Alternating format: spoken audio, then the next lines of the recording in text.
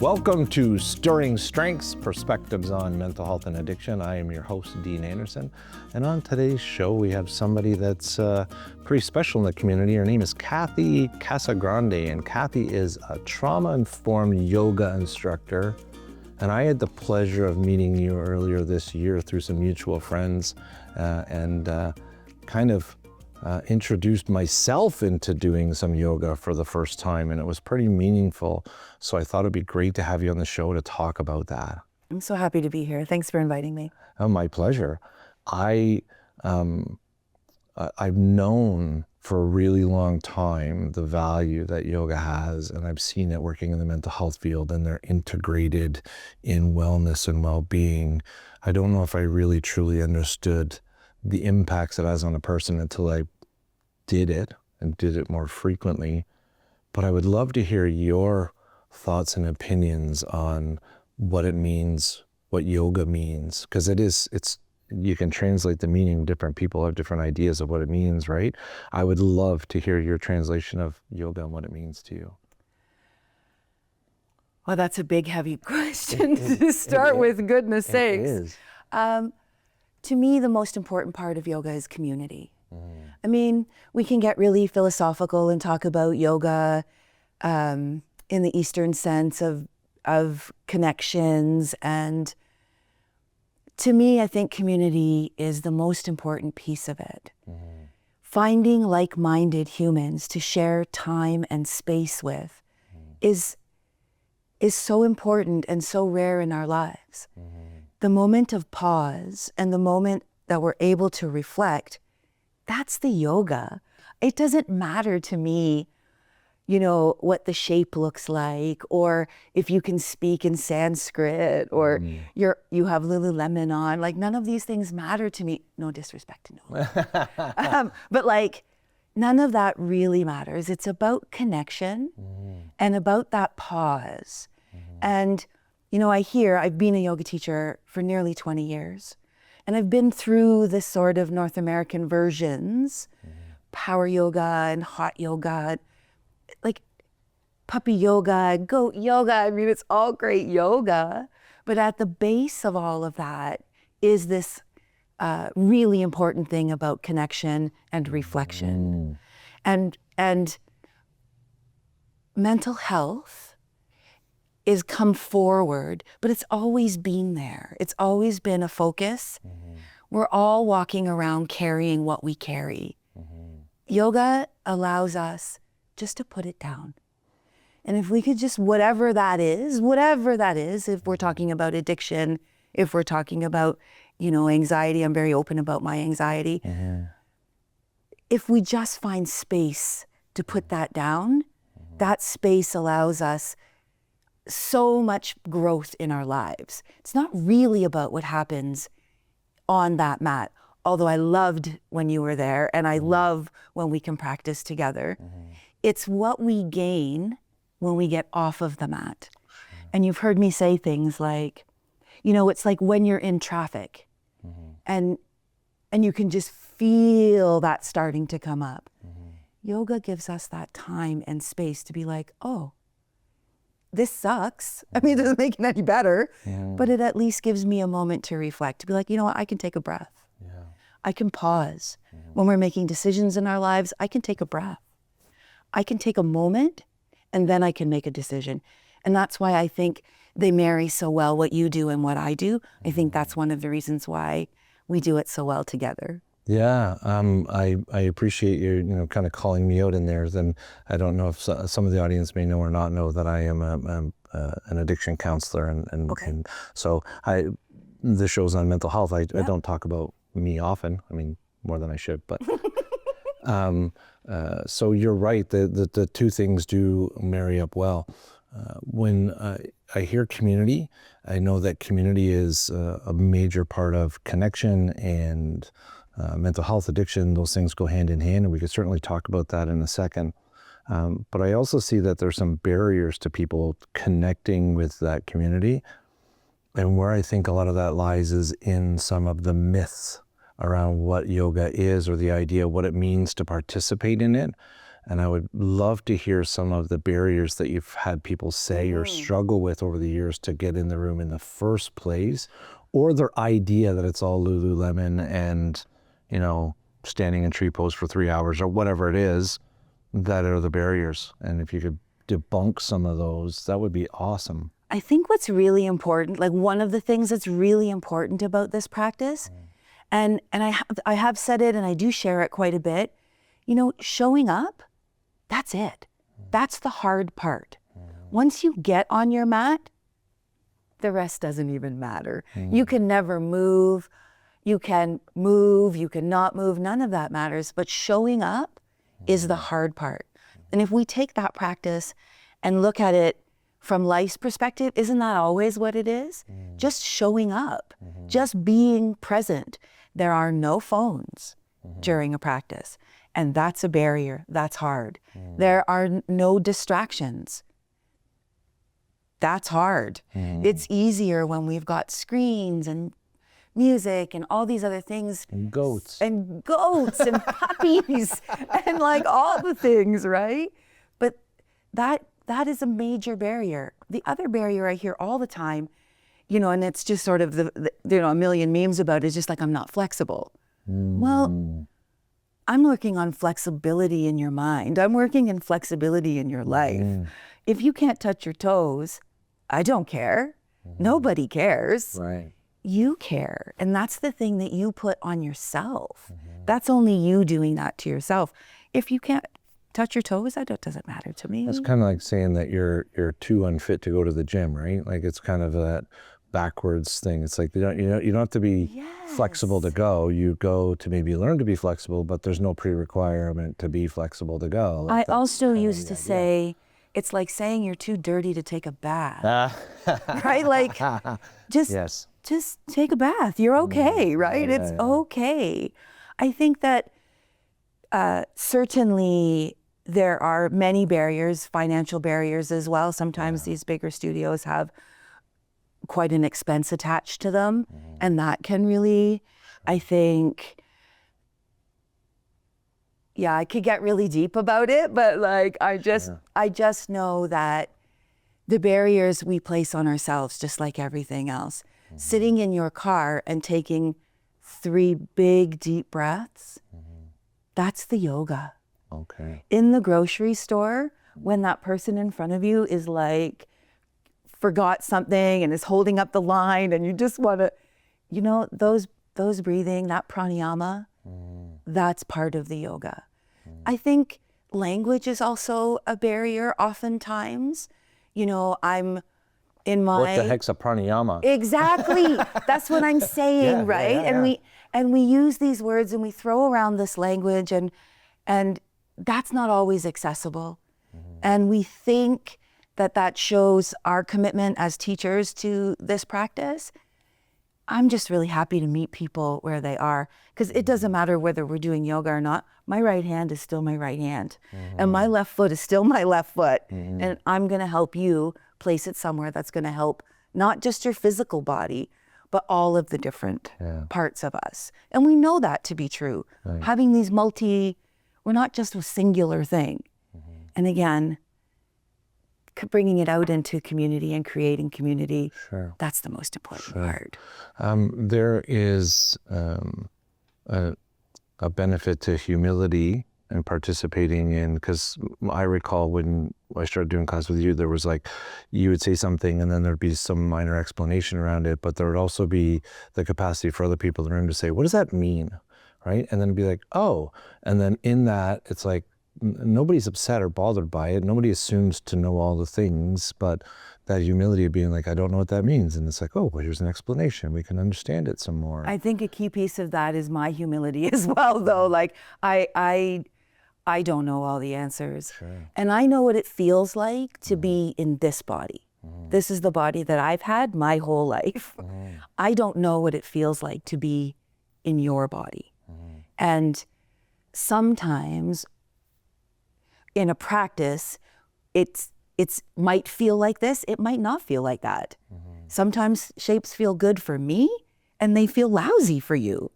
That does not make you less than, and that doesn't make me more. Right. We all have different bodies and we come with different challenges. And I think creating space for that, that is a huge piece to helping folks understand it's okay. Yeah. It's okay. That barrier, you made that up. It doesn't matter to me. It only matters to you. You know, we can all drop our ear. And people say this to me all the time because I'll always work on neck and shoulders because we hold so much tension there. Sure. And it's like, everybody can do that. You just kind of need me to tell you to do it because we forget. Yeah. We don't prioritize ourselves. And the practice is so self-focused. It's just about how do these shapes feel in your body? Right. What would make it feel better? How can I make it work for you? And let's together figure it out with your base of knowledge. You live in your body. You know what it feels like.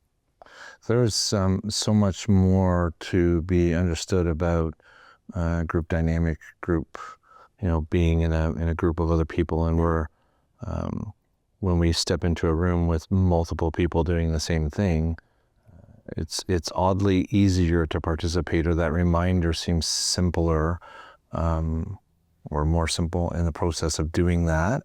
But it's there's less resistance in that space because you're also trying to connect and fit in with everybody else there, opposed to sitting at home alone and saying, I'm just going to touch my ear. And it's like, no, it's kind of different, right? But when there's a accountability or commitment or a follow through that has to happen with the group, it also has a little bit more of a momentum. Is that appropriate? It absolutely is appropriate, and it's absolutely relevant. It's hard. Yoga is one of the places where all are welcome, all bodies, all ages. And sometimes that in itself, although that's so accessible, that's the part that is inaccessible. I know that sounds weird to say, but like, I'm a woman and I'm going to go into a room that's mostly women.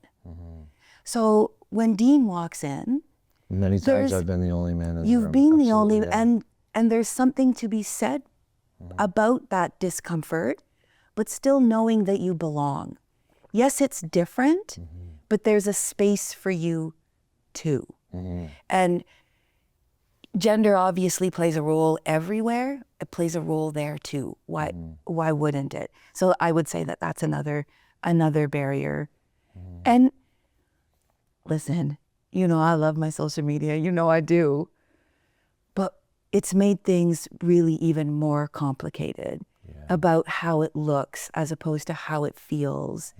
And this imaging and these images of, I challenge you, if you looked up yoga on the internet, you're going to get, a North American blonde-haired fit. the sex symbol type Of course. image, yeah.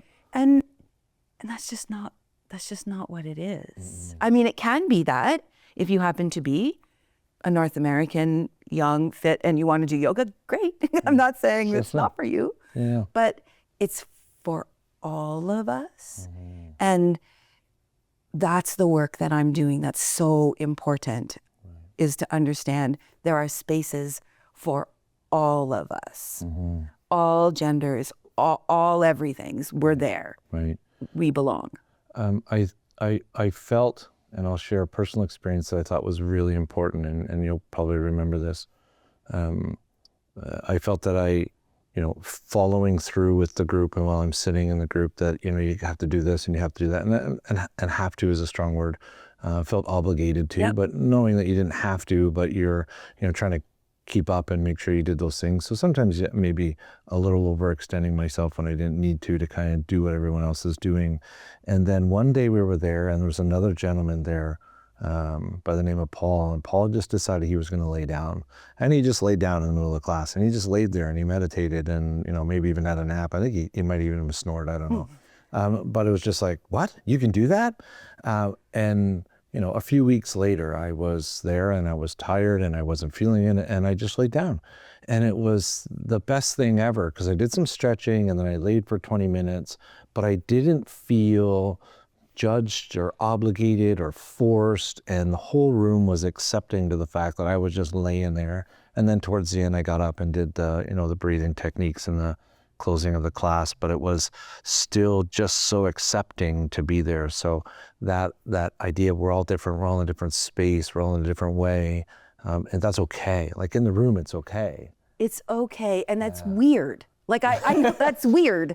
We don't just lie down in public. We don't just sleep. Like we don't just like, oh, I think I'm tired in the grocery store and lie down and have a nap. Like well, there was the once. I, like I am. Do you know what I mean? I understand that.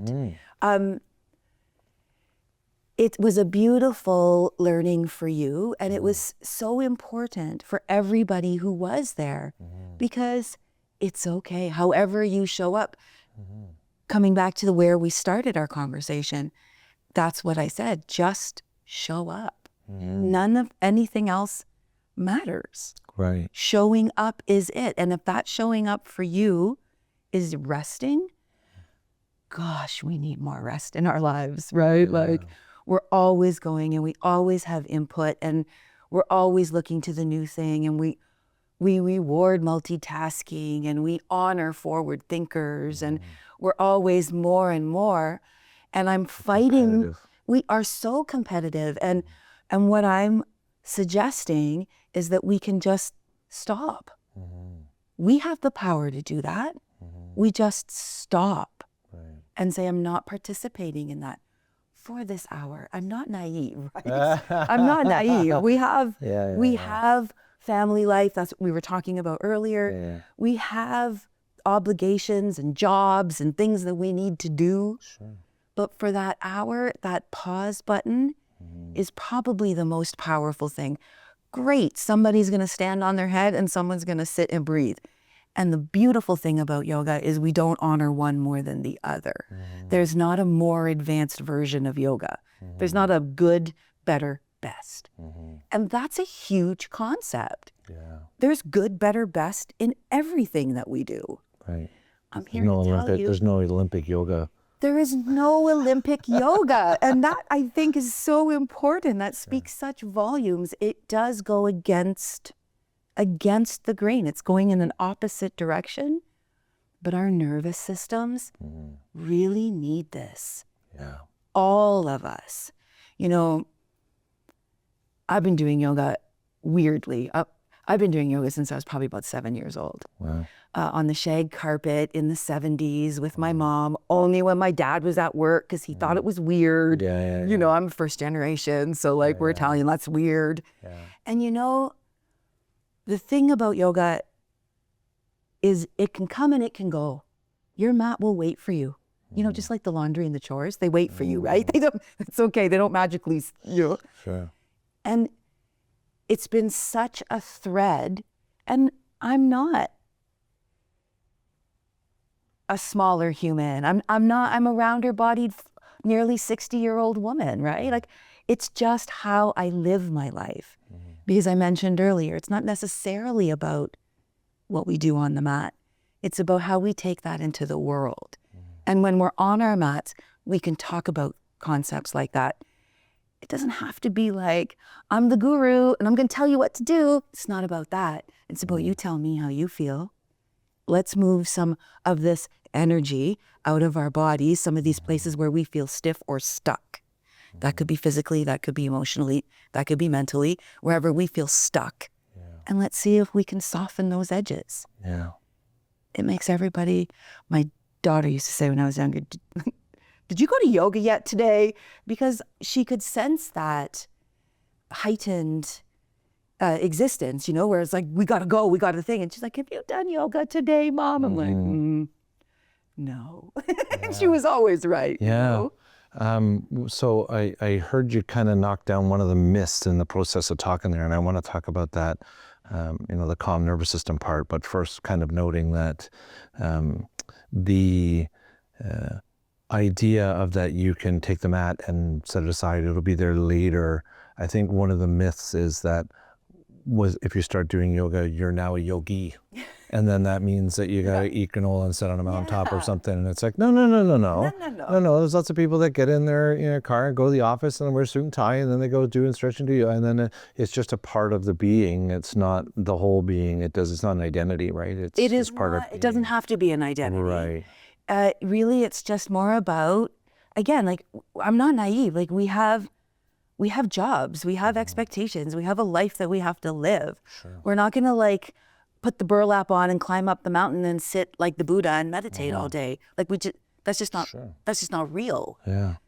I mean, not in Western culture. It's right. not really an option. We have these expectations and we have a life that we want to live.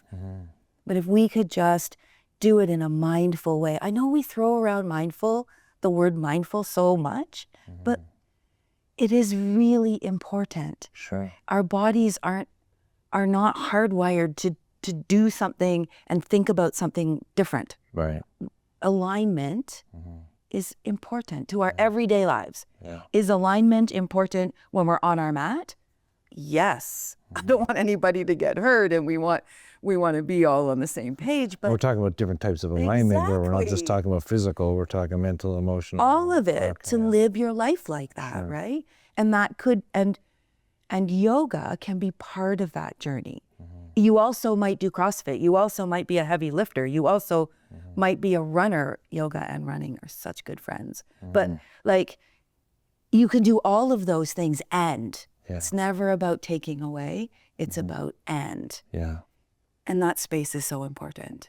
I'm grateful for the segue into you talk about your daughter and saying, have you done that today?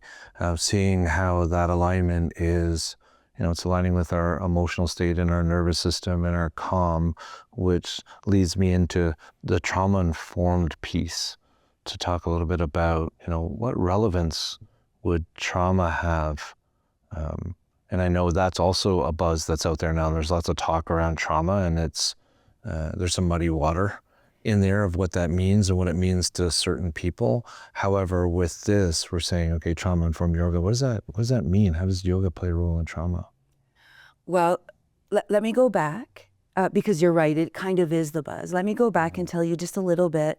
I did my first trauma-informed training pre-COVID. And it was mostly about language at that time. Okay. And creating safe spaces. Okay. And since then, I've continued my training, and now this is what I've really I'm spending my life doing. Creating safe spaces in a world where we marginalize and label everything is beyond important. We have to feel like we belong. We have to feel safe.